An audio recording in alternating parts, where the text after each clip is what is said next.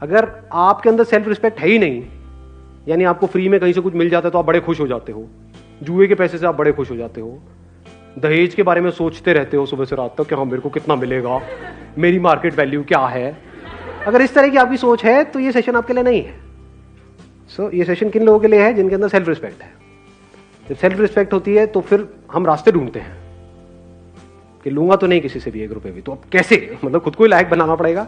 तो वहां से लेजीनेस जड़ से खत्म होती है, क्योंकि मैंने आपको बताया ना, माइंड 2 तरह से काम करता है। एक है प्लेजर, सीकिंग प्लेजर, एक है अवॉइडिंग पेन। 18वीं शताब्दी में एक बहुत बड़ा समस्या हुई इस पूरी दुनिया में,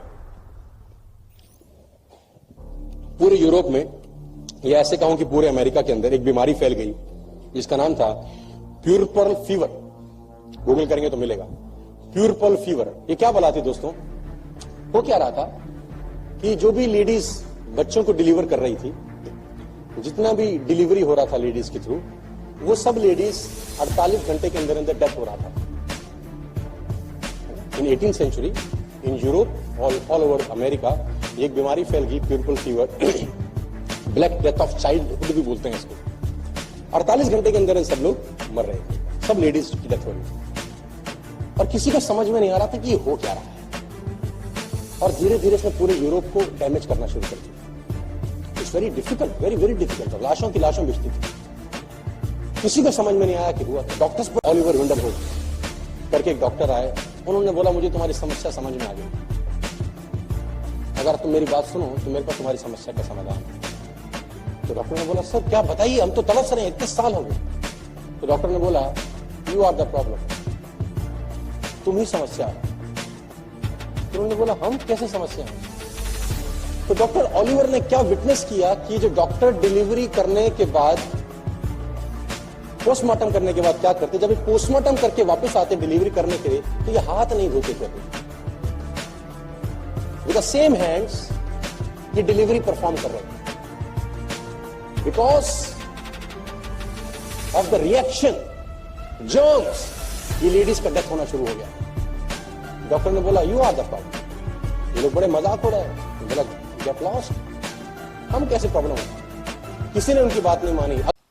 2 लोग एक ही जगह से एलएलबी करते हैं यार, एक कोर्ट के बाद टाइपराइटर लेके बैठा है दोस्त, with all the respect to the profession, don't take me wrong, same college degree दोनों ने लिया, सेम वकालत किया, एक टाइपराइटर लेके बैठा है, रेंट एग्रीमेंट बना रहा है, वकील है, with all the respect to that profession, I am telling you, और एक लॉयर अंदर एक हियरिंग के 50-50 लाख रुपए चार्ज कर रहा है। Both pass from the same institute, same table पे बैठ के हो सकता है एग्जाम दिया हो, सेम टीचर ने हो सकता है पढ़ाया हो, सेम टीचर ने एग्जाम चेक किया होगा, ऐसा भी हो सकता है। लेकिन जो सफल हुए उन्होंने फिलॉसफी ऑफ परफॉर्मेंस पे बिलीव किया। दुनिया चाहती है ज्यादा पैसा आए, ज्यादा पैसा आए, वो फिलॉसफी ऑफ डिमांड में यकीन करते हैं, डिमांड करते हैं पैसा आए, डिमांड करते हैं तालियां पड़े, डिमांड करते हैं कि इज्जत होए, डिमांड करते हैं कि जब मैं आऊं तो लोग खड़े हो जाएं। नहीं नहीं नहीं, लाइफ डिमांड की फिलॉसफी पे नहीं चलती, लाइफ परफॉर्मेंस की फिलॉसफी पे चलती है। क्या परफॉर्म इतना अच्छा करो कि ये सब चीजें ऑटोमेटिकली होना चालू हो जाए। Best philosophy in the world is philosophy of performance my dear friends. अच्छी नस्ल के पास देखे राजा प्रसन्नचित हुआ और उसने अपने महल में जो ट्रेनर था, जो पशु पक्षियों को ट्रेन करता था, वो बाज उसके हैंडओवर किए कि इसको तू ट्रेन कर। मैं चाहता हूं ये बड़ी अच्छी नस्ल के बाज हैं, तेरे हाथ में आए हैं, तो उनको उड़ना सिखा, कलाबाजियां सिखा, पैंतरे सिखा, युद्ध नीति सिखा, सब कुछ सिखा, और फिर मेरे पास आई।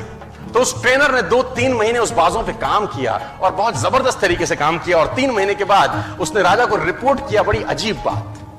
उसने राजा को कहा राजा साहब, हालांकि आपने जो बाज दिए थे वो हैं तो बड़ी अच्छी नस्ल के, लेकिन एक प्रॉब्लम मुझको आ रहा है और मैं चाहता हूं आप उसको समाधान करिए। तो राजा ने बोला प्रॉब्लम क्या है? उन्होंने बोला एक बाज तो शानदार उड़ता है, मस्त उड़ता है, कलाबाजी भी करता है, जैसा सिखाता हूं वैसा सीखता है, एक साला उड़ता ही नहीं है, हालांकि दोनों अच्छी नस्ल के हैं। तो राजा ने बोला प्रयास करो। उसने बोला सर मैंने सारे प्रयास करके देख लिए, मुझको समझ नहीं आ रहा कि तकलीफ क्या है। तो राजा ने बोला किसी और को हायर करो अपने शहर में, अपने एरिया। तो राजा ने बोला किसी और को हायर करो अपने शहर में, अपने एरिया में, अपनी सल्तनत में कोई ऐसा आदमी ढूंढो जो पक्षी प्रेमी हो, ऐसा आदमी ढूंढो जो नेचर लविंग हो, जो बाज से बात कर सके, उससे पूछे समस्या क्या है, दूसरा भी तो तेरी भांति दनादन उड़ रहा है, तेरे को क्या तकलीफ है?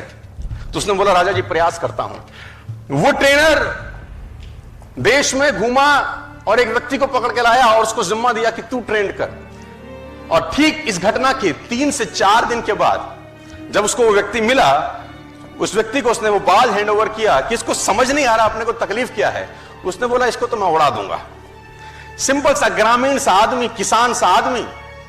अगले ही दिन राजा उन बाजों को देखने आया तो दोनों के दोनों मस्त उड़ रहे थे। राजा ने बोला कि ये कैसे चमत्कार किया? तो बोला ये तो साधारण सा एक गांव वाला है, इसने कर दिया ये काम। तो उसने गांव वाले से, राजा ने पूछा तूने क्या किया? उसने बोला मैंने कुछ नहीं किया, जिस शाखा पे बैठा था उस शाखा को मैंने काट दिया। अपने आप problems are the sign of life. जब तक हम जिंदा रहेंगे तब तक समस्या रहेगी। जिस दिन समस्या खत्म हो गई समझ लो जिंदगी खत्म हो गई। और जब आपकी जिंदगी में कोई समस्या ना हो ना तो घुटनों के बल बैठ जाना और ऊपर देख के बोलना भरोसा खत्म हो गया क्या?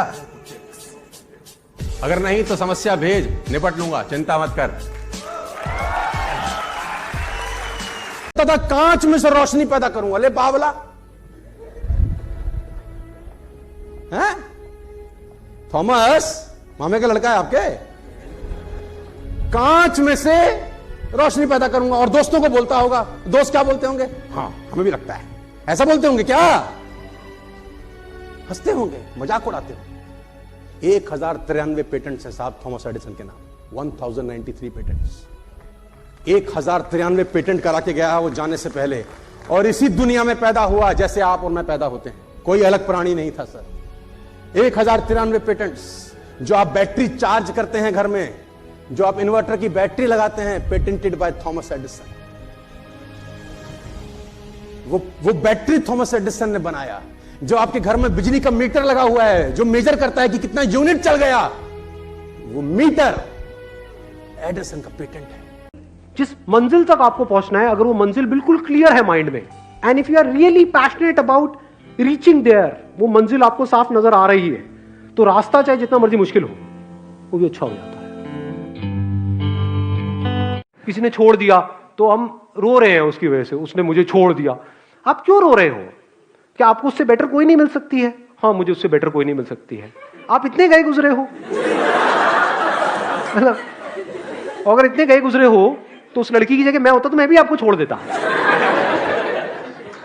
There is no reason to be sad in this world. जैसे जैसे आप ये जो सच है, रियलिटी है, उसकी लेयर्स को अनफोल्ड करते हो, इतना मजा आता है जिसकी कोई हद ही नहीं है। लोग जिन चिंदी चीजों की वजह से रोते हैं, लड़ते हैं, झगड़ते हैं, वो सब आपके लिए खेल के जैसा होता है। आप अपने अंदर ही अंदर इमेजिनरी प्रॉब्लम्स की वजह से दुखी हो रहे थे, जैसे ही रियलाइजेशन बिल्कुल क्लियर हो जाता है तो वहां पर आदमी को हंसी आती है, औरत को भी। कहीं औरतें मोर्चा निकाल दें बाहर, विमेन एम्पावरमेंट, ये आप क्या आदमी आदमी बोलते रहते हो, औरतों का नहीं। हाँ, पावरफुल बनो लाइफ में, बिकॉज जिंदगी का एक सीधा सा लॉ है, सर्वाइवल ऑफ द फिटेस्ट। तो आपको पावरफुल बनना है, इसलिए नहीं कि आपको दूसरों को दबाना है या दूसरों के साथ में गलत करना है, इसलिए ताकि ये दुनिया आपको दबा ना सके। जब तक एक आदमी 6 छक्के मार करके एक ओवर में हमको वर्ल्ड कप जिता रहा है तब तक तो ठीक है। जिस दिन उससे एक छोटी सी गलती हो जाएगी, अरे घर पे जाकर के पत्थर फेंकेंगे उसके। मतलब 1 मिनट में किसी को भी हीरो बना दिया, अगले दिन उसको जीरो बना दिया, फिर किसी और को ढूंढेंगे, किसी और को हीरो बनाएंगे, फिर उसके साथ भी यही करेंगे। कब तक वो आदमी काम कर पाएगा? टेम्पररी सॉल्यूशंस, कुछ दिन, कुछ महीने, कुछ हफ्ते, बस खत्म। परमानेंट सॉल्यूशन सिर्फ एक है, हम सबको, मुझे और आपको, हम सबको अपनी सोच को बदलना होगा। सीखने का मतलब सिर्फ ये नहीं है कि हम औरों की सक्सेस से सीखें, फेलियर से भी अगर आप सीख लेते हो तो दैट इज इंटेलिजेंस। मतलब इससे हमको क्या समझ आ रहा है? इस बात से कि अपने पैसे को बचा के रखो। कोई भी उठ करके आ जाए और वो बोले कि हाँ भाई हम आपको ये कर देंगे, वो कर देंगे, ये इंस्टीट्यूट ज्वाइन कर लो, उसके बाद में ये हो जाएगा, वो हो जाएगा, तो उठा करके अपने पैसे उसको मत दो। अगर एक्चुअल में आपको बिजनेस में कुछ बड़ा करना है तो बिजनेस में कोई आपको सिखा नहीं सकता है, खुद सीखना पड़ता है। और जो सीखना चाहता है उसके लिए इतना कुछ है सीखने के लिए जिसकी कोई हद नहीं है। वो रोड पे चलते चलते भी सीख सकता है बिजनेस। चारों तरफ उसको आइडियाज नजर आएंगे, अपॉर्चुनिटीज नजर आएगी। अगर आपका माइंडसेट वैसा है तो, यानी अगर माइंडसेट बन गया है तो। माइंडसेट नहीं बना है तो आप किसी भी इंस्टीट्यूट में चले जाओ, किसी भी बंदे को कितना भी पैसा दे दो, कुछ भी कर लो, कुछ से ही आप किसी की भी बुराई कर रहे हो या किसी से जेलसी कर रहे हो या किसी को नीचे गिरा रहे हो अपने आप को बेटर फील करने के लिए, तो आप और नीचे गिर रहे हो। तारीफ करने में ज्यादा मजा आता है किसी की बुराई करने में? बुराई करने में अपने आप को ऊपर उठाने के लिए क्या हम दूसरों को नीचे गिराते हैं? नहीं गिराते, सब करते हैं ये काम। गॉसिप में मजा आता है? नहीं आता है। गॉसिप कितनी तेजी से फैलती है। तेजी से फैलती है का मतलब क्या कि करोड़ों लोगों का उसमें इंटरेस्ट है, तभी फैल रही है। तो अगर कोई एक्चुअल में लाइफ में कुछ करना चाहता है और उसका माइंड क्लियर है कि मुझे करना है, तो उसके लिए 1 महीना भी बहुत है। और जो नहीं करना चाहता है उसको 10 साल भी मिल जाए तो बहुत कम है। से ही आप किसी की भी बुराई कर रहे हो या किसी से जेलसी कर रहे हो या किसी को नीचे गिरा रहे हो अपने आप को बेटर फील करने के लिए, तो आप और नीचे गिर रहे हो। अगर मैं सिर्फ पूरी जिंदगी मरते दम तक अपने बारे में ही सोचता रहा तो इंसान बनने का क्या फायदा है? जानवर ही बन जाता। जानवर भी तो यही कर रहे हैं, खाते हैं, पीते हैं, सोते हैं, जागते हैं, शिकार करते हैं, बच्चे पैदा करते हैं। ये सब काम तो जानवर भी करते हैं। इंसान बनने का क्या फायदा हुआ? इंसान सोच सकता है, उसकी बुद्धि डेवलप हो चुकी है, जानवरों की नहीं हुई है। अगर आप लेवल्स ऑफ कॉन्शियसनेस के स्तर पे हमने कुछ किया और फेल हो गए तो वहां पे रोते नहीं रहना है बैठे बैठे, ये क्यों हो गया, वो क्यों हो गया, वो जो होना तो हो गया, आगे बढ़ो, फटाफट से आगे बढ़ जाओ। ये क्वालिटी जितनी है आपके अंदर, मतलब जितनी जल्दी आप आगे बढ़ सकते हो, उतना ही लाइफ में बहुत आगे जाओगे। एक बात बोलूंगा, उसको हो सकता है सुनने में थोड़ी कड़वी भी लगी, बोलूं नहीं बोलूं, मतलब थोड़ा बोल दूं, सह लोगे? ठीक है, कभी कभी थोड़ा कड़वा भी सुनना चाहिए। वो क्या है कि इस दुनिया में हर एक की एक कीमत है, हर इंसान की एक कीमत है, सब बिकने के लिए तैयार बैठे हैं। लेकिन जब आप इस तरह से जीने लग जाते हो जिसकी मैं बात कर रहा हूं, तो आप बिक ही नहीं सकते। जो दुनिया के लिए सबसे बड़ा मोटिवेशन है, जिसकी अभी हम बात कर रहे थे, वो क्या था? थ्योरेटिकली हम बोलते हैं ये है, वो है, बट एक्चुअल में क्या है? पैसा। वो भी आपके लिए क्या हो गया? वहीं तक रहा जहां तक कि एक्चुअल में उसकी वैल्यू है। दैट्स इट, ना कम ना उससे ज्यादा। कुछ बेवकूफ लोग होते हैं जो पैसे की वैल्यू जितनी है उससे कम समझते हैं, वो बेवकूफ है। ये पैसा तो लाइफ में मैटर ही नहीं करता है। और यही लोग होंगे जो सड़क के साइड में कुछ दिनों बाद खड़े हुए मिलेंगे आपको, क्या मांग। किसी इंसान से आप जुड़े, वो कब जुड़ते हो? जब कुछ कॉमन हो रहा होता है वहां पर। अगर कॉमन नहीं होता है तो आप तो जुड़ गए, वो नहीं जुड़ा, तो गुस्सा आता है वहां पर। मैं तो उसको प्यार कर रहा हूं, वो मुझे क्यों नहीं प्यार कर रही। जैसे हॉलीडे पे हैं तो दोनों ही खुश है तो कुछ देर के लिए जुड़ गए। अगर एक का मूड ठीक नहीं है, एक का मूड अच्छा है, उस वक्त जुड़ पाते हैं क्या? नहीं जुड़ पाते हैं। लेकिन जिस वक्त वो ऐसा कर रही है, वो जो वाइफ है वो ऐसा कर रही है कि तुम्हें पता नहीं है, उस वक्त भी ये जुड़ा पड़ा है, तब भी अलग नहीं हुआ, उसको इस पे भी प्यार आ रहा है। अब नफरत की कहां गुंजाइश है, अब दुख की कहां गुंजाइश है? और बाहर से दिखाने के लिए नहीं, अंदर से आ रहा है। कितनी क्यूट है। जो भी आप करने वाले हो वो छूटेगा, कुछ दिन का जोश रहेगा, उसके बाद में जोश ठंडा हो जाएगा। तो जोश बना कैसे रहे, वो एक्साइटमेंट बना कैसे रहे, उसके बारे में इतना पढ़ो, इतना समझो जिसकी कोई हद नहीं है। ये हम नहीं करते हैं, जिस वजह से हम अटक जाते हैं। जैसे आपने सपोज मेरा ये सेशन देखा और आपने कुछ अजीब अजीब सी टर्म सुनी, वो क्या है, फूफा क्या है, मूफा क्या है, राइट? मैंने बोला था ना उसके अंदर, हाँ, मसल क्या है, फैट क्या है। अभी तो मैंने हजारों चीजें टच ही नहीं करी है। इसको सुन करके हो सकता है आपका मन किया हो कि यार एक बार देखता हूं क्या है ये, लेकिन हमने वो काम नहीं किया।